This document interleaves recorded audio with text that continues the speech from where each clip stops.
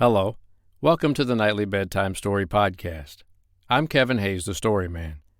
Tonight, I'll continue to read you the story of Dr. Dolittle, written by Hugh Lofting. Tonight, I'll read you Chapter 13. I hope you like it. The Story of Dr. Dolittle, written by Hugh Lofting. The 13th chapter, Red Sails and Blue Wings. Sailing homeward, the doctor's ship had to pass the coast of Barbary. This coast is the seashore of the great desert. It is a wild, lonely place, all sand and stones, and it was here that the Barbary pirates lived. These pirates, a bad lot of men, used to wait for sailors to be shipwrecked on their shores, and often, if they saw a boat passing, they would come out in their fast-sailing ships and chase it. When they caught a boat like this at sea, they would steal everything on it, and after they had taken the people off, they would sink the ship and sail back to Barbary singing songs and feeling proud of the mischief they had done. Then they used to make the people they had caught write home to their friends for money, and if the friends sent no money, the pirates often threw the people into the sea. Now one sunshiny day, the doctor and Dab-Dab were walking up and down the ship for exercise. A nice fresh wind was blowing the boat along, and everybody was happy. Presently, Dab-Dab saw the sail of another ship a long way behind them on the edge of the sea. It was a red sail. "I don't like the looks of that sail," said Dab-Dab. "I have a feeling it isn't a friendly ship. I am afraid there is more trouble coming to us." Jip, who was lying near taking a nap in the sun, began to growl and talk in his sleep.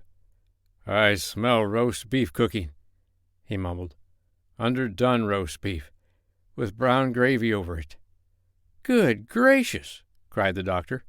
"What's the matter with the dog? Is he smelling in his sleep, as well as talking?" "I suppose he is," said Dab-Dab. "All dogs can smell in their sleep."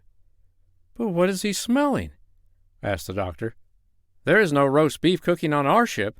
"No," said Dab-Dab. "The roast beef must be on that other ship over there." "But that's 10 miles away," said the doctor. "He couldn't smell that far, surely." "Oh, yes, he could," said Dab-Dab. "You ask him." Then Jip, still fast asleep, began to growl again, and his lip curled up angrily, showing his clean white teeth. "I smell bad men," he growled. "The worst men I ever smelt. I smell trouble. I smell a fight. 6 bad scoundrels fighting against one brave man.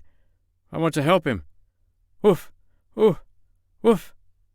Then he barked, loud, and woke himself up with a surprised look on his face. "See?" cried Dab-Dab. "That boat is nearer now.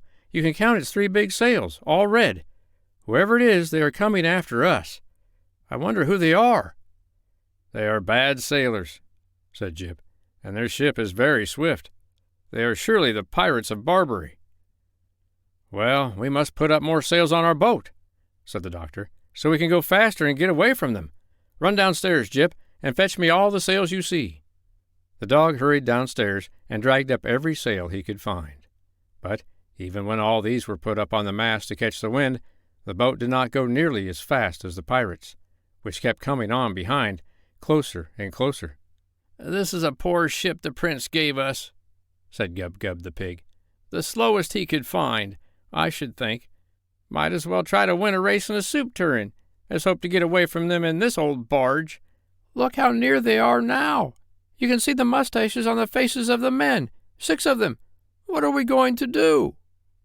Then the doctor asked Dab-Dab to fly up and tell the swallows the pirates were coming after them in a swift ship, and what should he do about it? When the swallows heard this, they all came down onto the doctor's ship, and they told him to unravel some pieces of long rope and make them into a lot of thin strings as quickly as he could. Then the ends of these strings were tied on to the front of the ship, and the swallows took hold of the strings with their feet and flew off, pulling the boat along. And although swallows are not very strong when only 1 or 2 are by themselves, it is different when there are a great lot of them together. And there, tied to the doctor's ship, were 1,000 strings, and 2,000 swallows were pulling on each string, all terribly swift flyers. And in a moment, the doctor found himself traveling so fast he had to hold his hat on with both hands, for he felt as though the ship itself were flying through waves that frothed and boiled with speed. And all the animals on the ship began to laugh and dance about in the rushing air, for when they looked back at the pirate ship, they could see that it was growing smaller now instead of bigger. The red sails were being left far, far behind.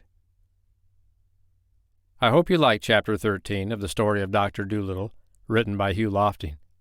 I'm Kevin Hayes, the Storyman, and I'll be back tomorrow night on the Nightly Bedtime Story Podcast to read you Chapter 14.